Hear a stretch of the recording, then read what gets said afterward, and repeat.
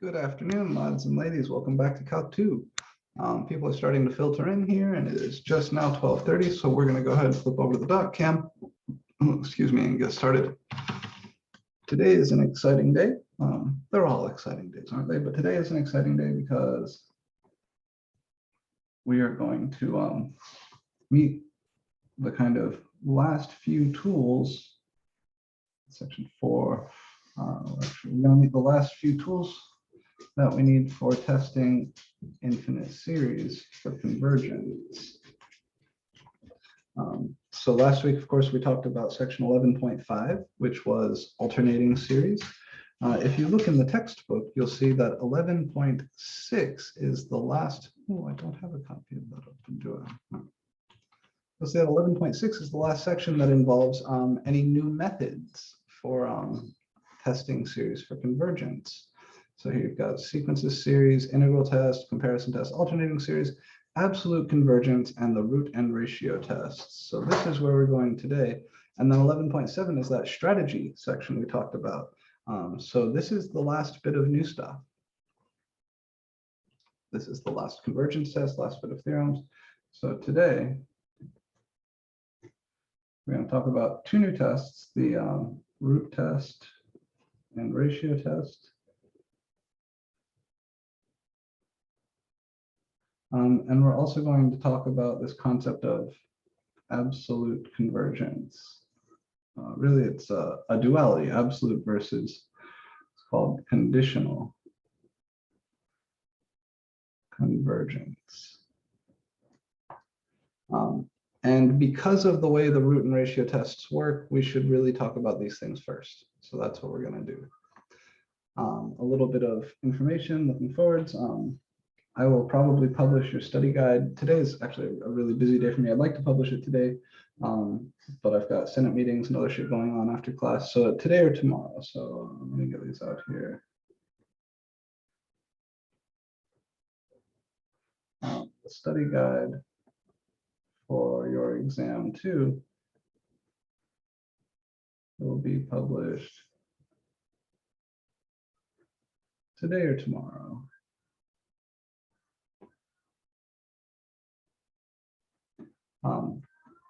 And then exam 2, which is our exam on convergence testing, that will be next Tuesday.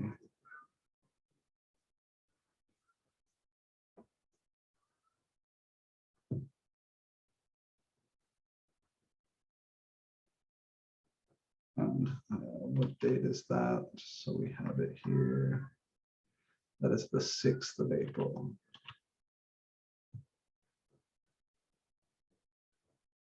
And of course, it'll be during class time. I know, right? I don't know if you guys can hear this lighter-hearted note here. This cat, it's like the feral cat. I have a question. Meow. So next Thursday, we are going to have another class? Next Thursday? Certainly. Mm-hmm. Yeah, another class and then the exam too. Well, let me be clear about this. This Thursday, we will have our regular class. Okay. Right? Class and lab. And then next Tuesday, the 6th, we will have exam 2. And Okay. then next Thursday, we'll be back to regular class stuff again. Okay, sure. Thank you so much. Sure, sure. I've seen some stuff in the Discord. I know this is late in the semester to be having the second exam, but trust me, you want it broken up this way. This is the way that makes it most digestible. So we get a lot of the hard stuff on exam 2 here, but we don't put all the serious stuff on exam 2. I promise the pacing will work out. This is something I've been doing for a while. So if you're nervous, if you want to talk grades, if there's anything like that going on, feel free to send me an email, Canvas message, come by office hours. I'm always happy to help calm any nerves that exist. So without further ado, I want to go ahead and get into this new material. What I was saying a second ago, if you hear this cat meowing incessantly behind me, it's actually not my cat, it's this neighborhood cat that we've kind of been taking care of, and he just won't quit. He's loud today, so you may hear him a little bit. And if anybody wants a little tabby cat, let me know. I'm trying to find him a home. It's very sweet, very sweet. So section 11.6 is titled Absolute Convergence.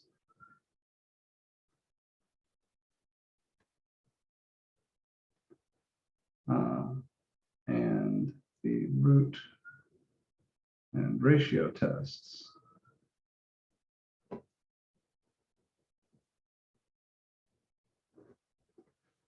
We have to begin with a definition.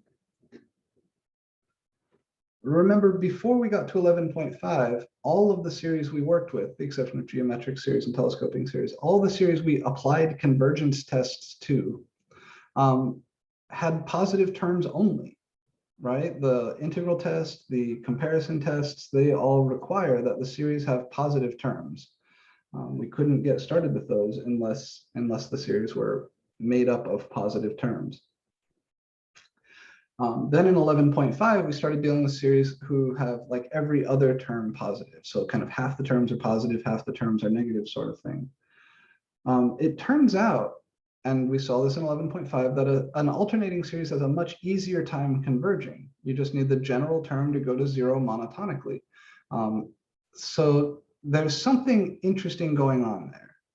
If it's easy for an alternating series to converge compared to a series of positive terms, there must be something special about series of positive terms which converge, or alternating series that would still converge when made positive.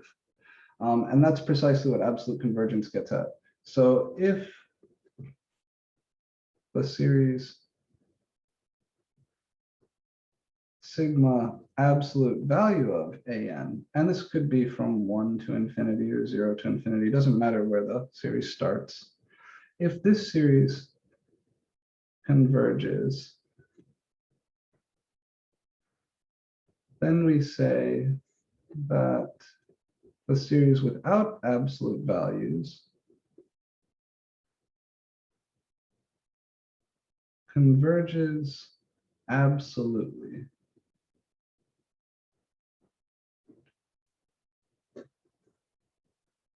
Right, and the word absolute there is coming from the absolute values. For a series with positive terms, these two things are the same, right? If an is always positive, then when you take the absolute value of the an's, nothing else changes, right? Nothing changes at all. But if your series has some terms positive and some terms negative, like imagine this is some sort of alternating series or something like that, then when you take the absolute values, you're making the series strictly larger. So it's harder for this to converge than it is for this to converge. So absolute convergence, or converging absolutely, is a stricter requirement than converging in general. And in fact, that's the first theorem.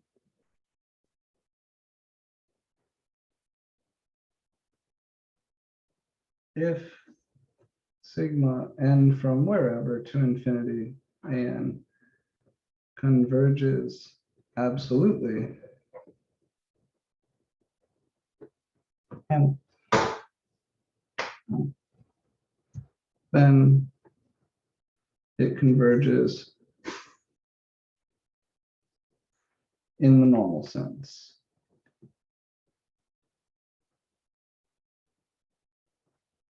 I.e., sigma n from 1 or wherever to infinity absolute value of an converges implies sigma an converges.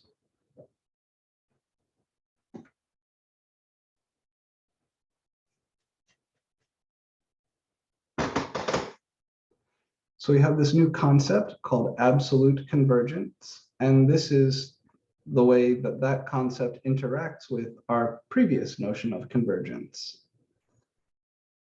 What it means to converge absolutely is when you swap an for the absolute value of an, you still get a convergent series. And it turns out any series which does that, where this guy converges, the original series has to converge too. So if the absolute value version of your series is convergent, the original series is convergent. The other direction is not true. So there are plenty of series which converge, but do not converge absolutely. Definition.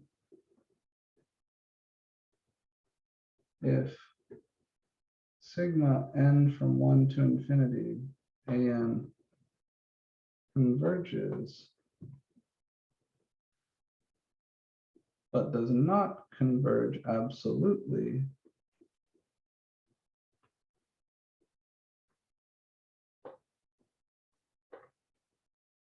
then we say sigma n from 1 to infinity an converges conditionally.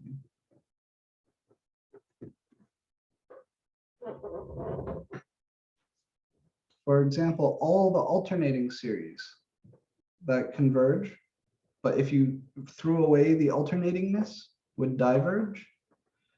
Those are what are called conditionally convergent series. Absolute convergence turns out to be the thing you want. If a series converges absolutely, we can do all sorts of stuff with it. We can reorder the terms, and you'll still be guaranteed a convergent series.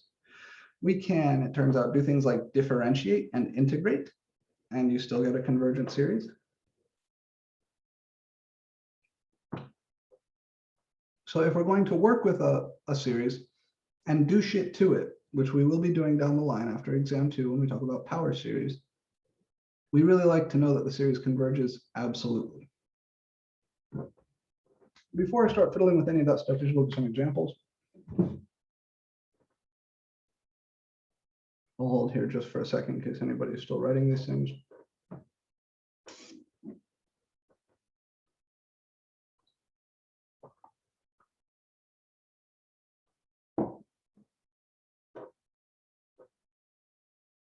All right, I'm going to turn the page in about 5 seconds.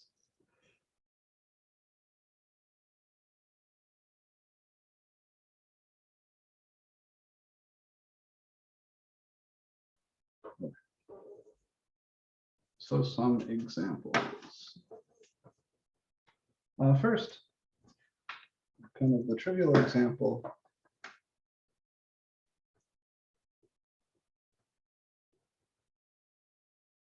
Any convergent series with all positive terms converge absolutely.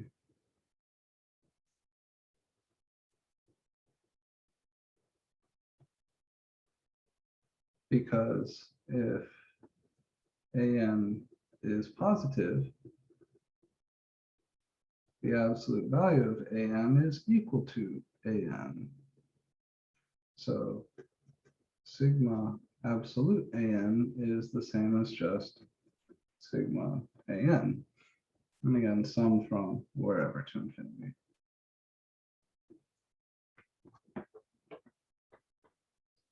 So all your P series are absolute, all your convergent P series are absolutely convergent. Specific examples here like sigma 1 over n squared from 1 to infinity is absolutely convergent.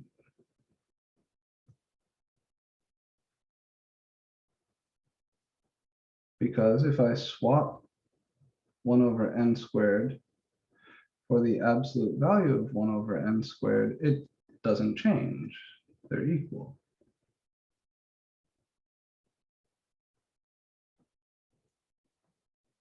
It's still a convergent P series.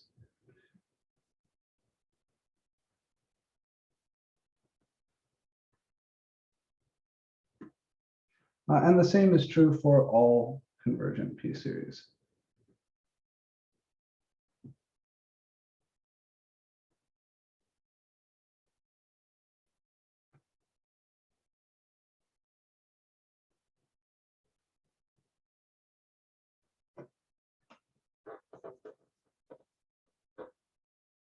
Because P series have positive terms. So taking the absolute value inside the series doesn't change anything.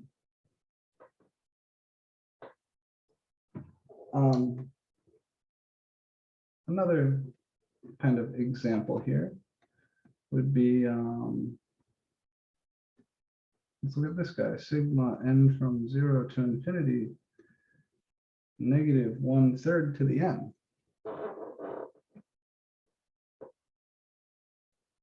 I claim that this, which is equal to, you could write it differently as sigma n from 0 to infinity -1 to the n times 1/3 to the n.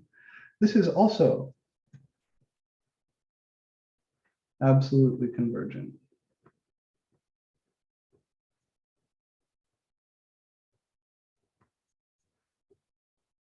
Because sigma n from 0 to infinity, absolute value of -1/3 to the n is the same as sigma n from 0 to infinity 1/3 to the n, which is geometric,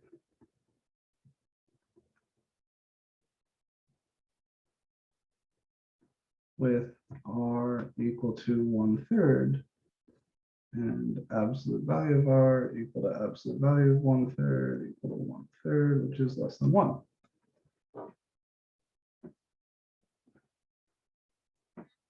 So because when you take the original series and you put the insides in absolute value, you get something which is itself convergent, the original is absolutely convergent. Right? That's what absolute convergence means. So these are two examples of absolutely convergent series. And just like the same is true for all P series here, the same is true for all geometric series here.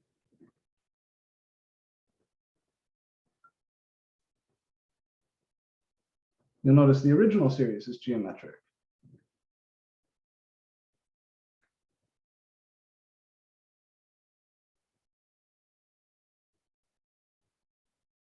So any convergent geometric series is absolutely convergent, and any convergent P series is absolutely convergent. Those are two important families of series because we use them for comparison all the time, and it's just nice to know that, yeah, all of those really nice series that we've just in the past categorized as convergent are really absolutely convergent. What does it say right after the absolute value statement, which is where? Where are we looking? Down to the right. Over here? Right next to the absolute value statement. Above that. Next line up. Nope, next line up. The word is to the right. Which is geometric with r equal to geometric. 1/3. Yeah, this word is geometric, and this is a w/ with.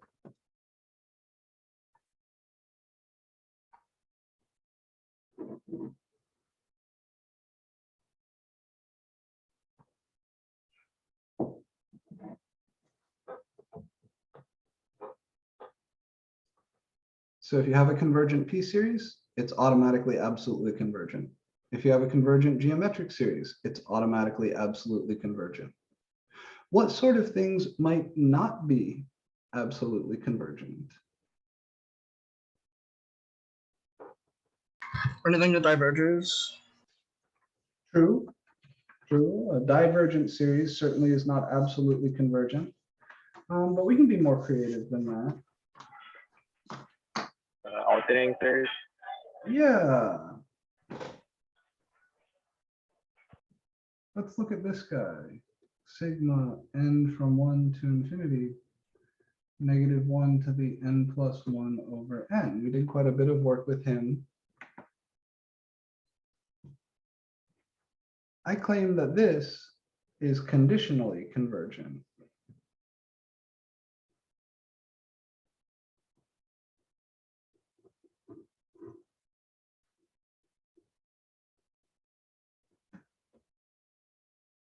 We've shown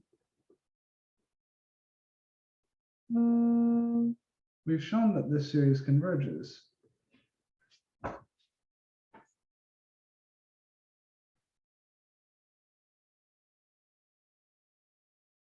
Using the alternating series test.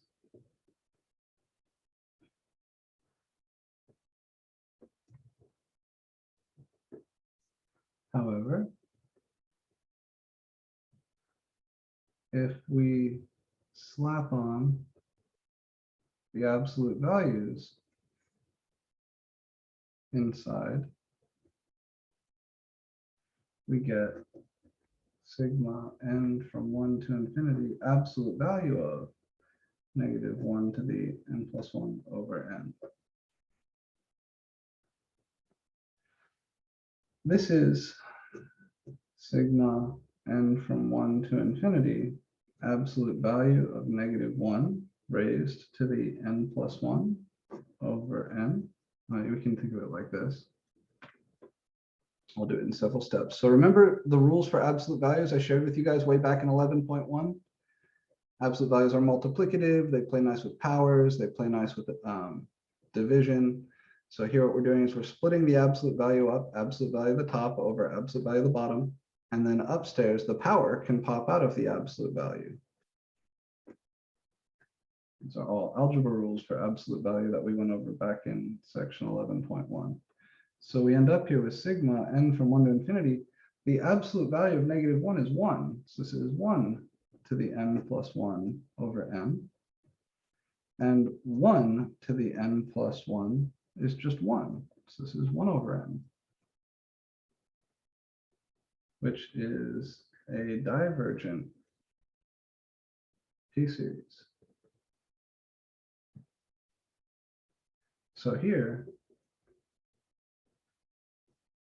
sigma an converges, but sigma absolute value an diverges. That means that the original series, sigma n from 1 to infinity, -1 to the n plus 1 over n, converges conditionally.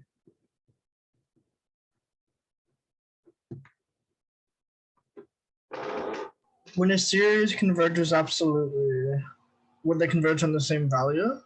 Yes, but not, so, well, it depends on what you mean. So converging absolutely, I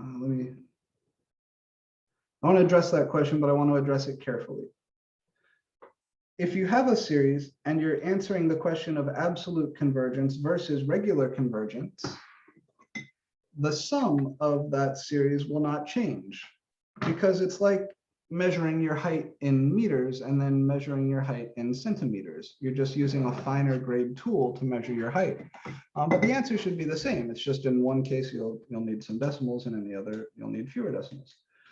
But do the original series and the associated absolute value series have the same sum? No, they do not. So first, let's get questions about this out of the way. Are we all clear on why this is a conditionally convergent series? It's effectively a harmonic series, right? So this is the alternating harmonic series, and the alternating version converges. But when you take absolute values inside, you get the regular harmonic series, which we know diverges.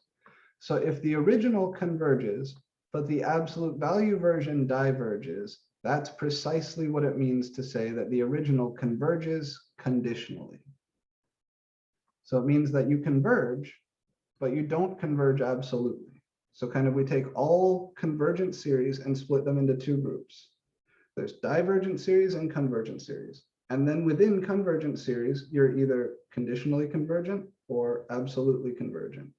So this series is convergent, but it's not absolutely convergent. So it must be conditionally convergent.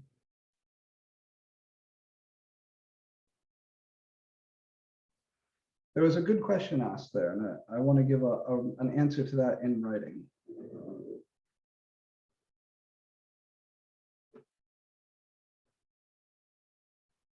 The triangle inequality.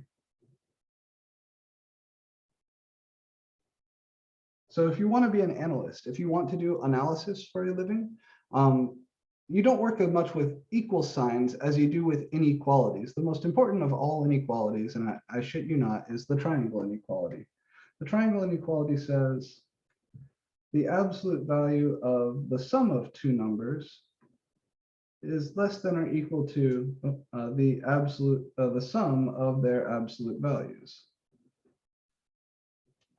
Sorry, I started writing A's instead of X's there. So the absolute value of X plus Y cannot be larger than the absolute value of X plus the absolute value of Y. This implies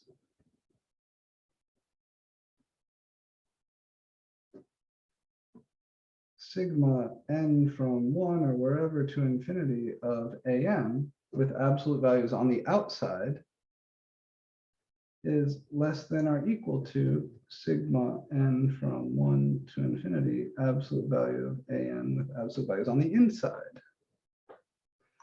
This says if you add up two things and then take absolute values, that's smaller than taking absolute values then adding them up. So this says if you add up infinitely many things and then take absolute values, that's smaller than what you get if you take absolute values of each of the things before you add them up. It's just an extension of the triangle inequality. If this is finite, then this has to be finite because it's smaller. And that's how you prove the theorem that I gave you on the previous page. If you converge absolutely, that means this guy converges. If this guy converges, that means this thing is finite. Since this thing is larger than this thing, and this thing is necessarily positive because it's an absolute value, if this is finite, then this is finite. And if this is finite, then the original series converges. So if you converge absolutely, you converge in the old-fashioned sense. But this also gives us an idea of the relationship between the sums. The absolute value sum, this one, the one that we look at to see if you converge absolutely or not, is always going to be bigger than the original sum. Or equal if they're all positive terms. Precisely. Yeah, the only way that they could be equal is if all the ANs are positive. Actually, it's possible for them to be equal otherwise, but it's very, very difficult. So if all the ANs are positive, it might require, I'd have to think about it. There might be a subtle way to fuck around with this, but definitely if the ANs are all positive, then these will be equal. And otherwise, it's very, very unlikely that they will be equal. So in general, the sum of the series sigma an, again, from wherever to infinity, is not equal to the sum of the absolute value series. Unless an is always positive.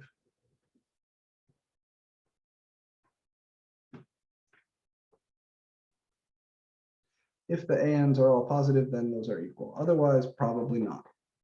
So generally, knowing the sum of one will not tell you the sum of the other.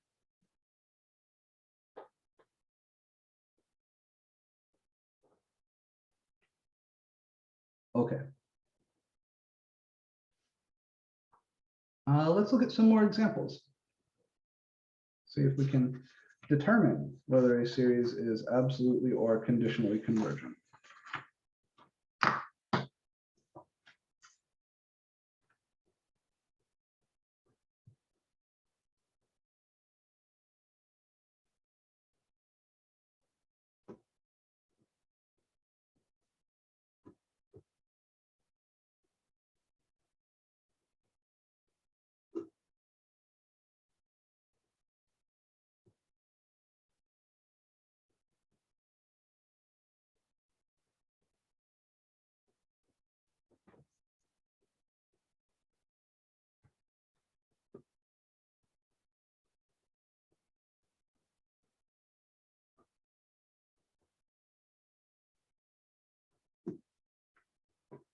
So I want to know, is this series divergent, conditionally convergent, or absolutely convergent? All series land in one of those three spots. Where does this one land? Ideas?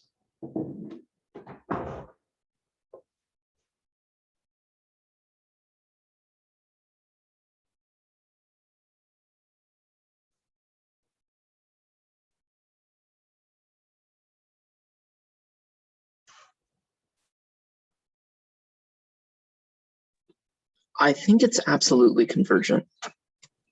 That's correct. How could we poke at it and find out? Well, first I was like, all right, let's separate this into the an and bn parts of it. So it turned it into 1 over n factorial, and I'm like, okay, well that's positive and that's decreasing. Or I forget the terms of, oh no, I remember the terms of the little series test. It has to be decreasing and its limit has to be 0. So thereby it's convergent by that test.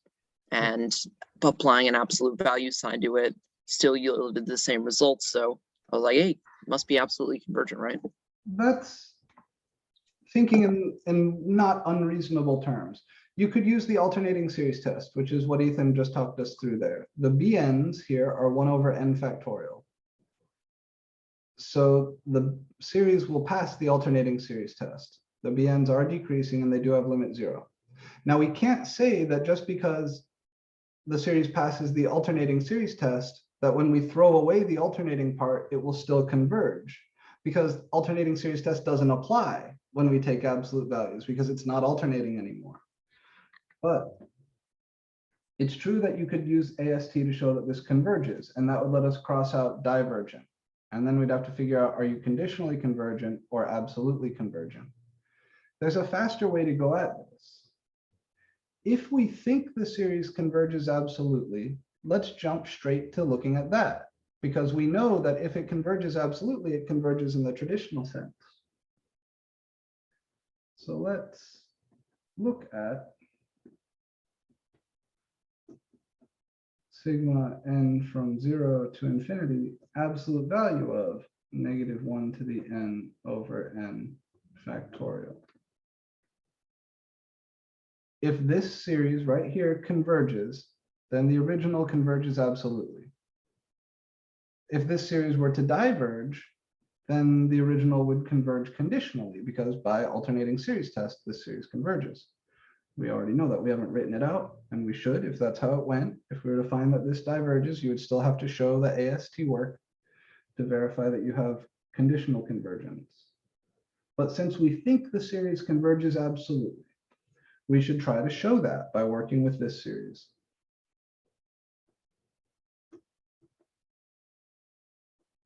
Following the algebra of the absolute value here, I get the absolute value of -1 to the n over the absolute value of n factorial. N factorial is never negative, and -1 in absolute value is 1. So this is sigma n from 0 to infinity, 1 over n factorial. You So could now- use the squeeze theory there. I'm sorry? You could use a squeeze theory. So squeeze theorem is for sequences, but there's something kind of like that. So what's the actual name of the test? Remember, we've got a handful of named tests. We always have to say what we're using. What's the test that would be most reasonable to apply to this? You're correct, Alejandro. It's the one that looks like the squeeze theorem. I'm just asking you, what's the name of that one? The comparison test would be the one to use for the factorial test, right? Mm-hmm. I remember this from the ratio test actually, but I don't think we did that yet. No, we're learning that today. Which comparison test? The direct comparison test. Good. And this is the one that looks a lot like the squeeze theorem, because it starts with us setting up an inequality. So I think, Alejandro, you're on the right road there. What should I compare against? What do I think? 1 over n squared. Yeah, that will work. So it's true that 0 is less than or equal to 1 over n factorial is less than or equal to 1 over n squared. Or is it? If you plug in n equals 0, we're in deep shit here. 0 factorial is 1, so that's not a problem here, but 0 is a problem here. If you plug in n equals 1, these are equal. If you plug in n equals 2, you get 1 over 2 is less than 1 over 4. That's not fucking true. So Yeah, it has to be 1 over n. So the 1 over n here won't do the job. it is true, and it's true for more values of n than this is, but 1 over n, if you sum that, you get a divergent series. And we want to show that this converges. So we're trying to squeeze it underneath 1 over n squared. Let me just remind you the first few values of the factorial. 0 factorial is 1, 1 factorial is 1, 2 factorial is 2, 3 factorial is 6, 4 factorial is 24, 5 factorial is 120. So with this inequality, it's true forward and forward. Good. Yeah. 0 squared is 0, 1 squared is 1, 2 squared is 4, 3 squared is 9, 4 squared is 16, 5 squared is 25, and 6 squared is 36. So this inequality will be true as long as n factorial is bigger than n squared. And here's the race, factorial versus square. You see the things swap back and forth a couple times, right? First, the factorial is bigger, then they're tied, then the square is bigger, and it stays like that until we get to 4. But then at 4, the factorial takes over, and he stays in charge. So this is true for all n greater than or equal to 4.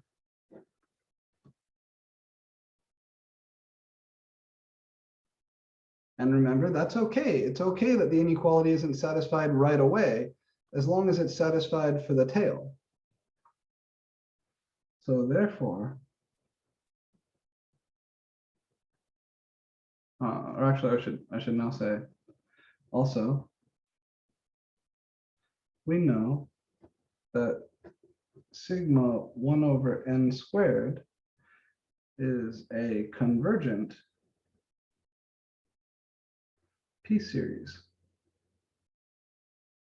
P is equal to 2, which is bigger than 1. So by the inequality above,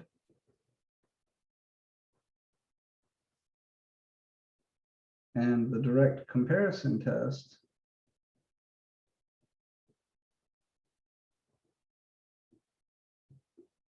it follows that sigma 1 over n factorial converges. And you see me leaving off the indices here. It's because I'm being a little bit sneaky about it. Really, if we want to do this carefully, we would say from 4 to infinity. From 4 to infinity. And then we would say, hence, sigma n equals 0 to infinity, 1 over n factorial converges. But if you just left off the indices and said sigma 1 over n squared converges, therefore sigma 1 over n factorial converges by this inequality and dct, I would be okay with that.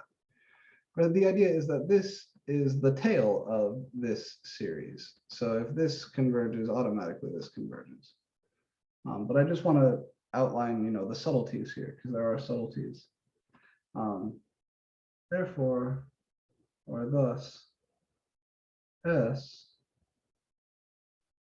converges absolutely. So when we're checking for absolute convergence, do we then not need to investigate the convergence of the original series? It depends. If the series converges absolutely, then the series converges in the traditional sense. So there's never if going you to be a get time when we take the absolute value on the inside and it converges that it would diverge if we didn't take the absolute value? No. If when you take absolute values inside, you get a convergent series, that means the original series converges. Because it's always going to be equal to or larger than the original. Right. But if when you take absolute values on the inside, you get a divergent series, it could go either way with the original. So if you converge absolutely, then you converge in the traditional sense. If you don't converge absolutely, if you take absolute values inside and you discover you get a divergent series, that means you need to go back and try something else. So the last example we looked at, the alternating harmonic series, when we took absolute values, the sum diverged. But we knew that the original thing converged by the alternating series test. It was one that we did last week. Normally, if when you jump in and take absolute values, you discover that the resulting series diverges, you would have to go back to the original and apply some other test, usually the alternating series test. Because usually the only series where there's a question about convergence being absolute or conditional is when the series is alternating. Now that's all quite a bit of work, isn't it? How much would it suck to jump into a problem, spend all this work on the absolute value series, only to discover that the series does not converge absolutely, and you have to go back and start the fuck over? I know I am often not in the mood to do that, right? My time is precious, your time is precious. Wouldn't it be nice if I had a series test whose output, instead of converge or diverge, is converge absolutely or diverge? I know that would make me happy. And the title of this section is Absolute Convergence and the root/ratio tests. Those are the tests. And that's what they do. So you're on. I'm going to show you the root test first, because it's the easier one to understand.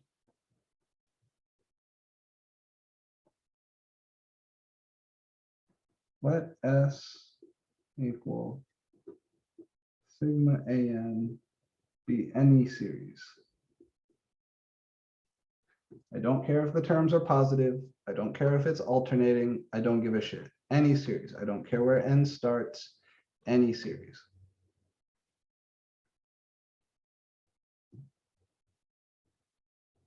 Let L be the number lim n to infinity nth root of the absolute value of an.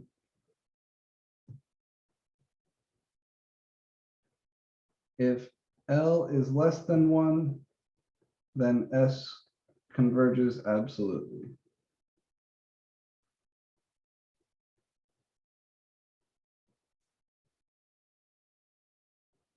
If L is greater than 1, then S diverges.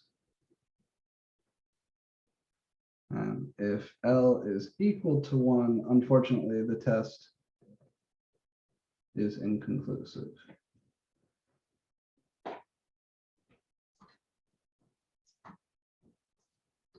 This is the root test, and it's one of the more useful tests out there, especially for proving things about infinite series.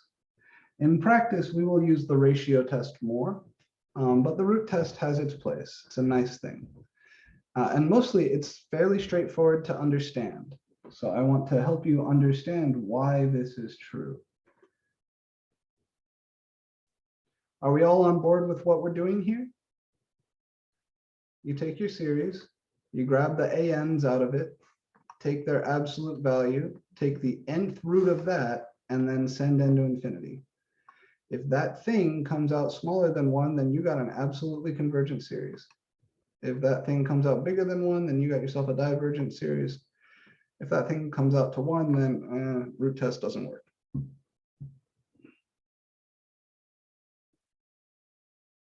Proof. All right, you're not responsible for the proofs, but they're good to see and try to understand. So do your best to follow along here.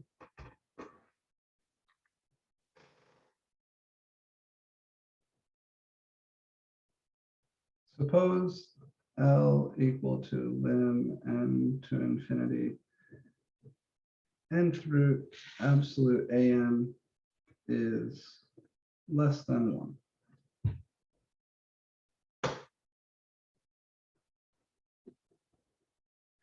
Then for large values of n, we know that the nth root of the absolute value of an should be about equal to L.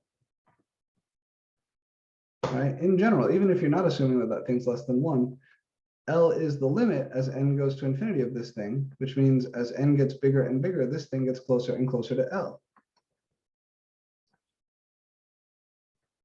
Raise both sides to the nth power.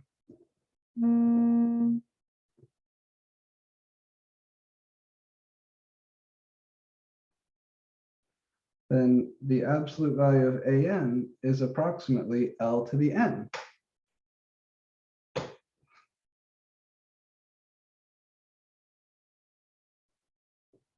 So sigma absolute value of an is approximately sigma L to the n. And the sum here is over large N.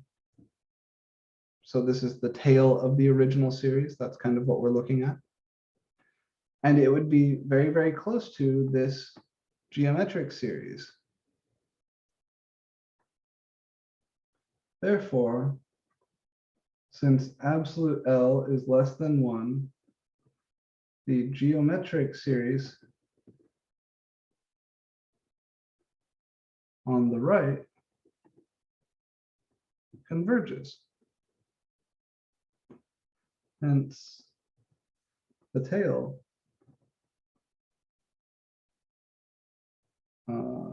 sigma abs an converges also. So sigma an converges absolutely.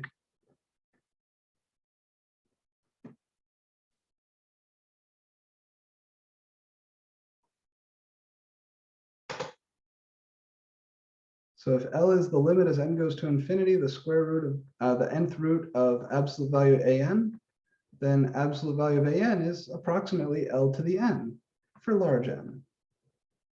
Now you sum on both sides. Take sigma of both sides here, and you get this. If we want to be really careful here, what we're really talking about is like from little n equals cap n to infinity. From little n equals cap n to infinity, because we're talking about for large values of n, for n greater than some cap n, greater than or equal to, whatever you want. And that means the tail of the original series, sum from 1 or 0, wherever to infinity, would converge. Which means that the original series, sum from 0 to infinity, converges absolutely. And if you assume that this is bigger than 1, you can turn those statements around. Similarly, if L is bigger than 1, then sigma n from cap n to infinity L to the n is a divergent geometric series.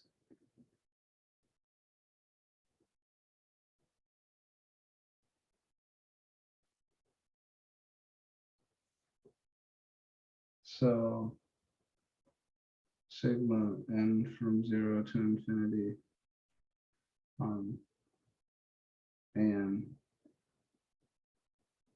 would diverge. And that's really it. There are some details there if you want a fully rigorous proof that you would need to fill in. This is the basic idea. L from the root test is the closest thing to the common ratio for a series that doesn't necessarily have a common ratio. I'll say that again. L from the root test is as close to a common ratio as you can get for non-geometric series. If you feed a geometric series into the root test, L will always be the common ratio for that series. If you feed a non-geometric series into the root test, L will be the closest thing to the common ratio that that series has. That series doesn't have a common ratio if it's not geometric, but kind of it tells you what geometric series your series is most similar to.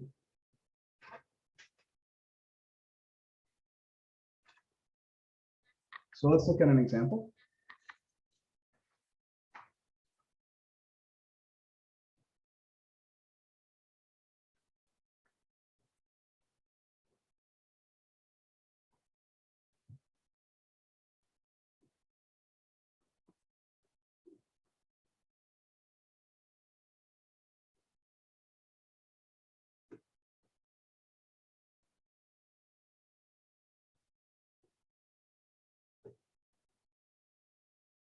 let's do -1 to the n plus 1 over n to the n. I'll let you think about what this is going to look like while I refresh my coffee.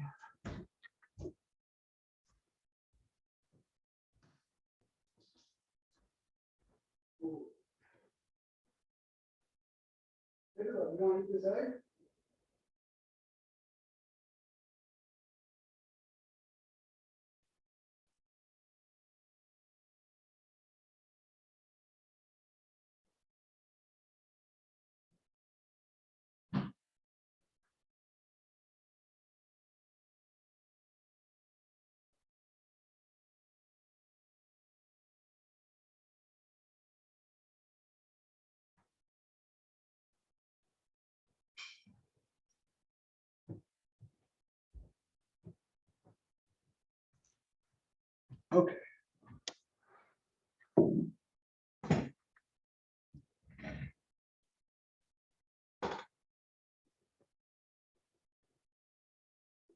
We tell our reader, I'm doing the root test. The root test says you have to calculate L as the limit n to infinity, nth root of the absolute value of an.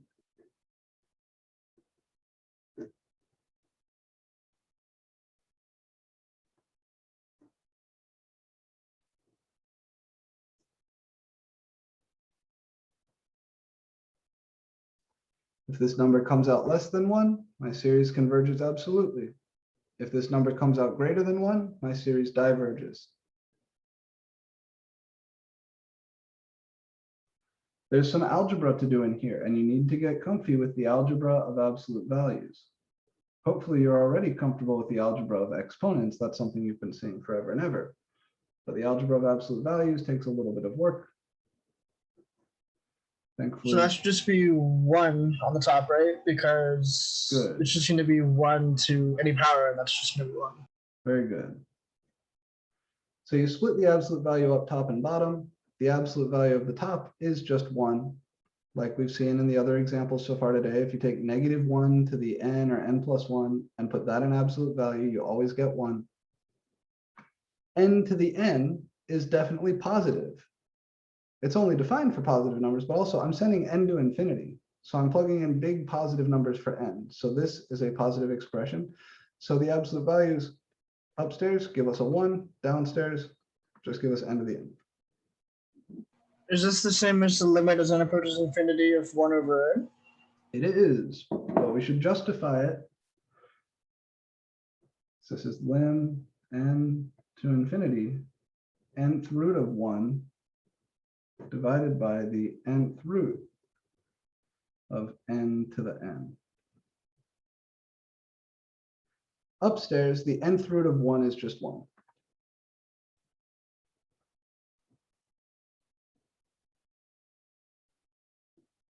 Downstairs, the nth root of n to the n is just n. So we do just get 1 over n here, and the limit as n goes to infinity of 1 over n is 0. Which means the test is inconclusive. Ah, careful, careful. Look back at the test. The divergence. Oh, it's when L is 1 that it's inclusive. So it's less than 1, so it converges absolutely. Right. So if L, think of L again as the common ratio or the absolute value of the common ratio. If L is less than 1, converges. If L is greater than 1, diverges. If L is equal to 1, inconclusive. Maybe you shouldn't think of it as a common ratio, but these are the rules. So we got to remember this. 0 is less than 1. So here I would follow up by saying since L equals 0 is less than 1, the series S converges absolutely. Isn't that nice? 1 test, 4 lines, full result.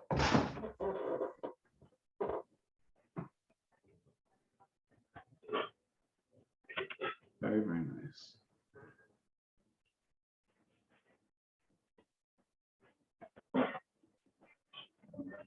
one of my favorite examples of a root test problem is a modified version of a problem we saw before.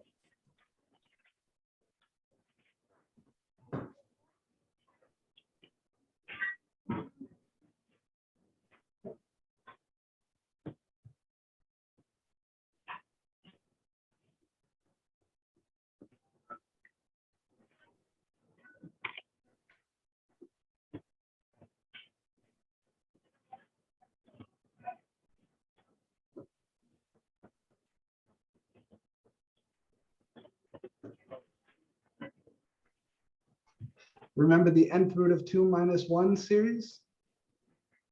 That guy required the limit comparison test. He was tricky. If I take that whole thing though, and I raise it to the power n, it actually becomes much easier. You could also do this with a direct comparison, but it would require you being very clever.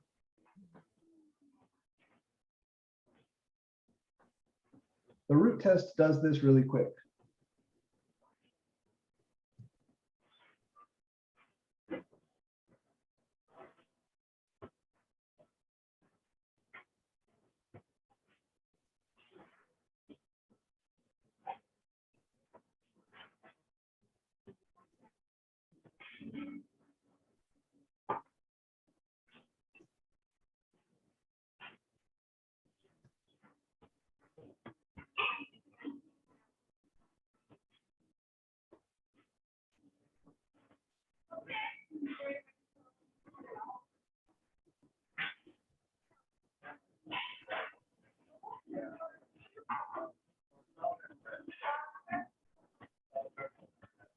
Well, this might look a little bit intimidating right now, but something nice is going to happen.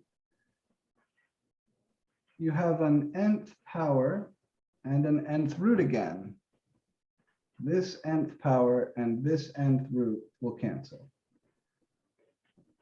Because all nth roots of 2 are larger than 1, the thing inside here is always positive. So this is the nth root of the nth root of 2 minus 1 all to the n. The absolute values go away because this is a series of positive terms. And now this nth power and this nth root cancel.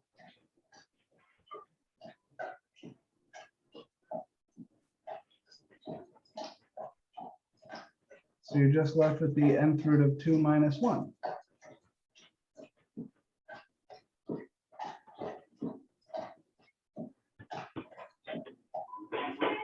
And we've Does seen the nth root of 2 approach 0?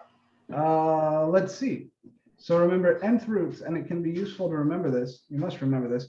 Nth roots are 1 over nth powers. This is 2 to the 1 over n minus 1. So the nth root of 2 on its own approaches 2 to the 0, which is 1.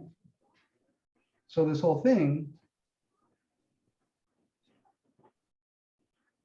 is 1 minus 1, which is 0.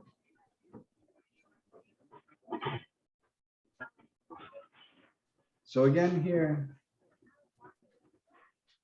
L equals 0 is less than 1, which implies S converges absolutely.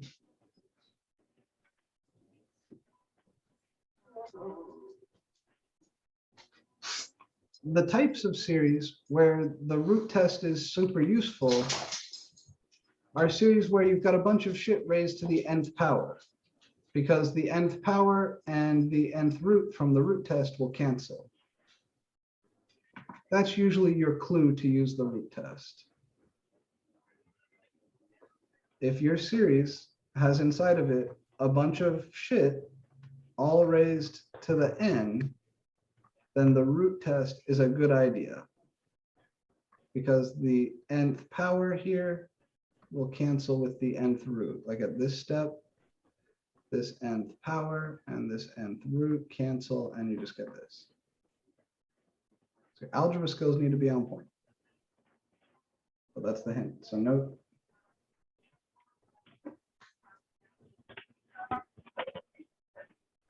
Series where an is equal to some stuff to the n. If that stuff is constant, then you're looking at a geometric series and you don't need the root test. But if that stuff is non-constant, then you're not looking at a geometric series and the root test is your friend. So series where an is a bunch of stuff to the n are good candidates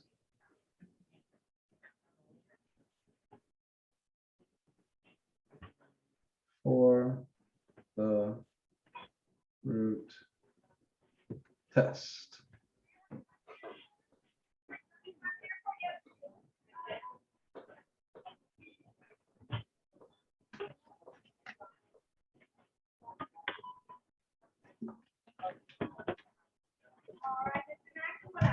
There's lots of examples. A lot of series that are kind of almost geometric, you'll see are like really good candidates for the root test where, I'll show you here.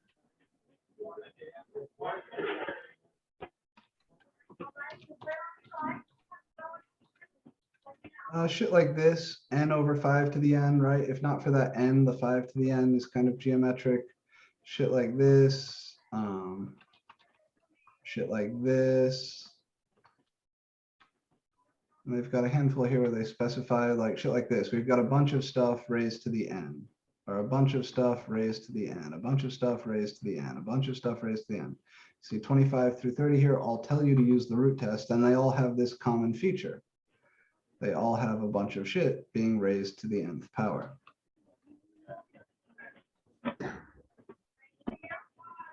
All right, I want to introduce the ratio test before we conclude here.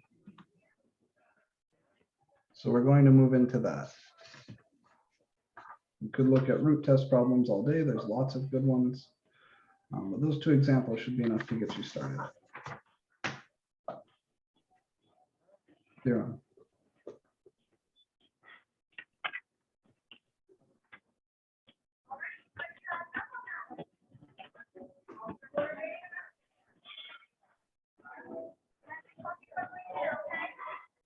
Let S equal sigma an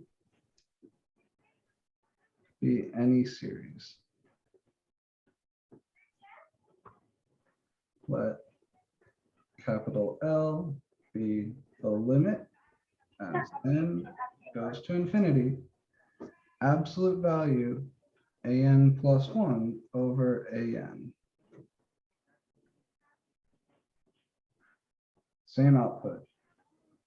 If L is less than 1, then S converges absolutely. If L is bigger than 1, then S diverges.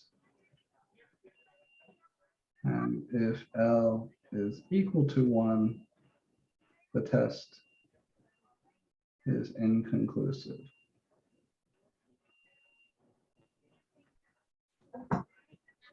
This is called the ratio test. And it's very similar to the root test, you see.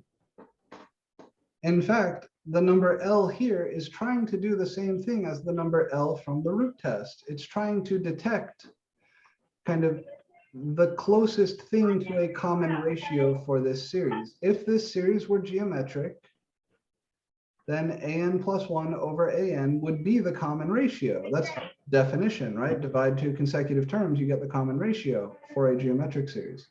Here, we're looking at the limit as n goes to infinity of a ratio of two consecutive terms. So even if your series is not geometric, this is sort of the closest thing to a common ratio that your series might have.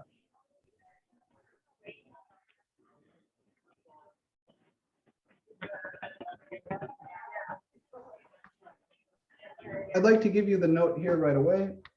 Note, if an has factorials or factorial like things,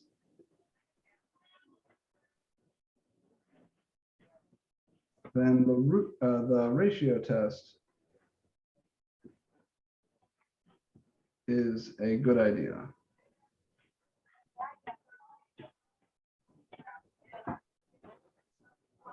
So the ratio test is especially useful for series that involve factorials or factorial-like products. And we've seen those in a few different places. Sometimes they can be very hard to deal with, and you need to get comfortable canceling factorials, which is sort of a skill in its own. We're only going to have time for a few examples, and I don't want to start out with something overwhelmingly challenging. I also don't want to start out with something totally trivial. So these guys are really good examples of shit to mess around with. This is an example of something that's totally trivial. Fuck it. Let's start with something totally trivial. Why not? We'll go fast. So here we're going to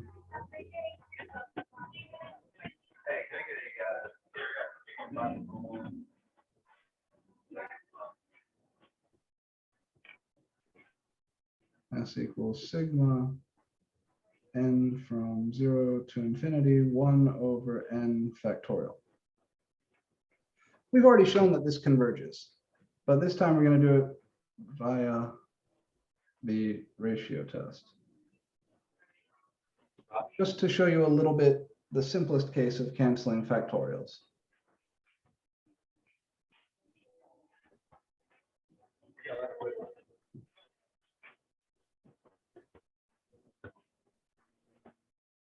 L is the limit as n goes to infinity of a n plus 1 over a n, all in absolute values.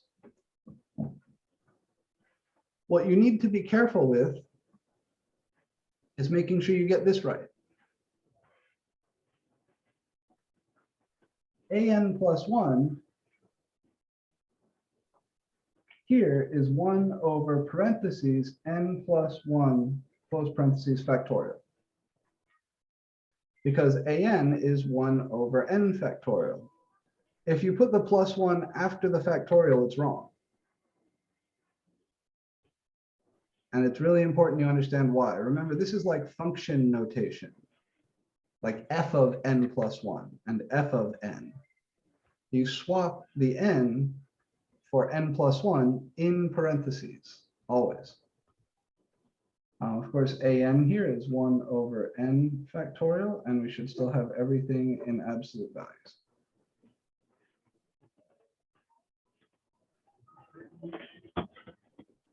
So I will continue this down here. Lim n to infinity. Everything here is positive, so I can get rid of my absolute values. 1 over n plus 1 factorial times n factorial over 1. Which is lim n to infinity n factorial over parentheses n plus 1 factorial. I'll say it again, you really need to be careful with the parentheses. Make sure you understand what n plus 1 factorial is. It's not n factorial plus 1. The factorial doesn't commute with addition, nor does it distribute. So if we're going to take this limit, we need to remember how factorials work. Who remembers the definition of n factorial?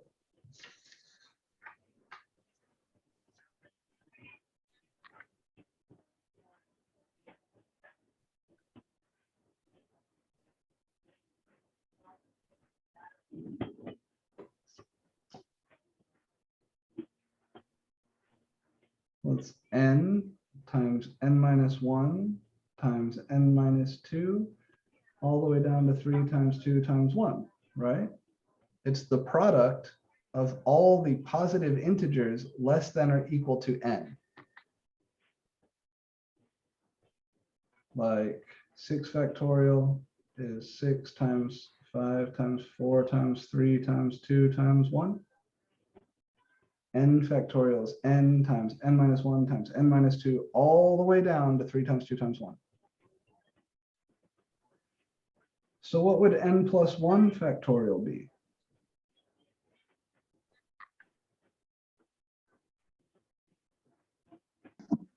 n times n factorial. Almost. It's the product of all the positive integers less than or equal to n plus 1. So what's the largest number in n plus 1 factorial? What's the largest number in that product? What's the largest positive integer less than or equal to n plus 1? Matthew's got it in chat here. This would be n plus 1 times n minus 1 times n minus 2, all the way down to 3 times 2 times 1. It's the product of all the positive integers less than or equal to whatever's inside the factorial. And you notice that there's a copy of n factorial hiding in there. This is n plus 1 times n factorial. Because this piece right here, this is your copy of n factorial hiding inside n plus 1 factorial. So when we cancel these, we get lim n to infinity 1 over n plus 1.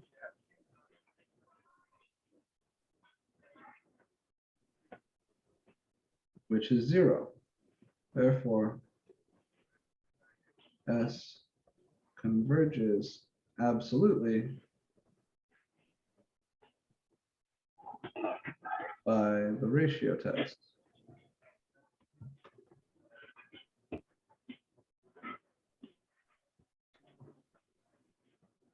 Learning to work with and cancel factorials and factorial-like products is one of the core skills here. You're going to need to practice it. This relationship between n plus 1 factorial and n factorial is nice, but it's not going to do everything for you. You'll still need to get to a place where you can take things like this and write them out. Now, I don't have time to go through a whole fresh example, certainly not a challenging one. So instead, I'm going to look at how to write out some more factorial-like stuff. Before that, any questions on this ratio test solution? All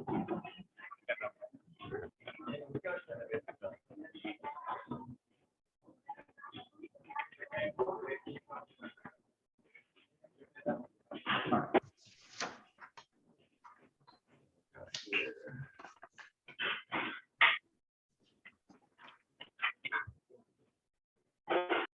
What's n plus 2 factorial?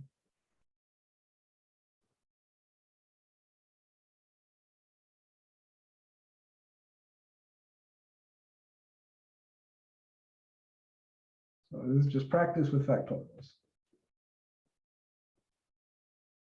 Practice with the algebra of factorials.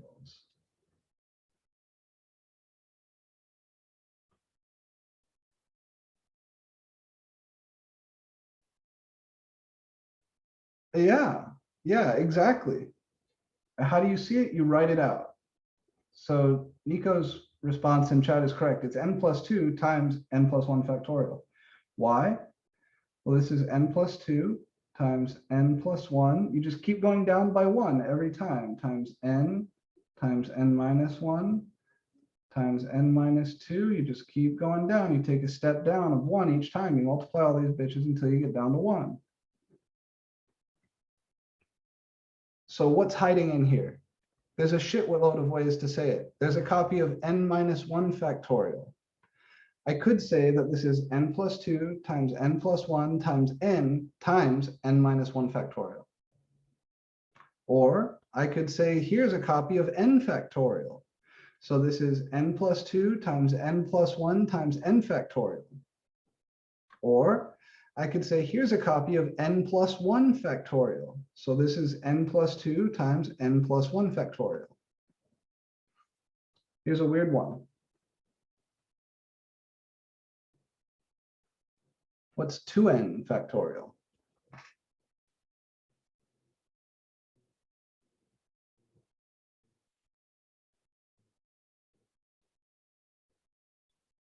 2n minus 1 times 2n, or 2n minus 1 times 2n minus 2 times 2n minus 3, so on and so forth. That would be 2n minus 1 factorial. So we got to start with just Oh, okay. 2n.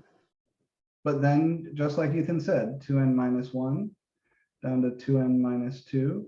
And you'd go all the way down to 1. Now I want to point something out. Between 1 and 2n, eventually, you're going to hit n itself. And then n minus 1, and then n minus 2. And then you keep going all the way down to 3 times 2 times 1.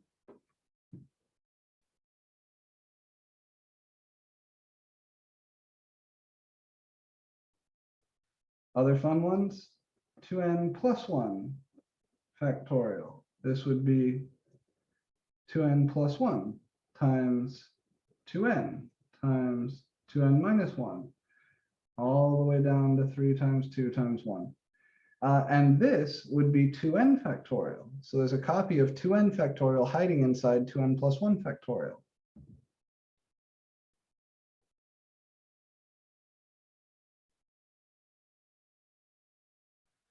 All right, one more thing like this. Well, maybe I should stop here. Yeah, I think I'll stop here. Don't want to overwhelm you guys. I'm going to go ahead and publish your new homework. If you need more time on last week's homework, submit an extension request. But again, as always, especially right now, you need to be working hard to stay caught up. This will be the last regular homework before the study guide. I'll publish your study guide either later today or on Thursday. And then we will begin preparing for the test. The only section remaining in the textbook is 11.7. And 11.7, kind of like 7.5, doesn't have anything new. It's just like, you know, how do you use what test when? So your study guide is going to come pretty much all from 11.7. I'll take some 11.1 stuff and some 7.8 stuff, but the rest of it will come from 11.7. Read this section. All right, actually get into the textbook and read it. Because just like, how do I know what integration method to use when? How do I know what series test to use when? There are ways of being kind of smart about it. The other thing I want to point out, the factorial like products we haven't gotten to mess with are things like this. 2 times 4 times 6 all the way up to 2n. That's not 2n factorial, it's something else. And I'll let you think about what that something else is. 5 times 8 times 11 all the way up to 3n plus 2 is not 3n plus 2 factorial. There's shit being skipped here. So there's a gap of 3, right? 5 to 8, 8 to 11. The next term here would be 14. And then, you know, you keep going in that pattern until you get up to 3n plus 2. There's lots of factorial like products out there. And those sort of things, the ratio test works really well on. I'll show you some examples on Thursday.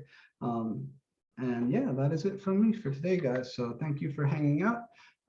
Please do take a look at that homework. Make sure you've wrapped up last week's homework and then take a look at this week's homework. It'll be out in a few minutes.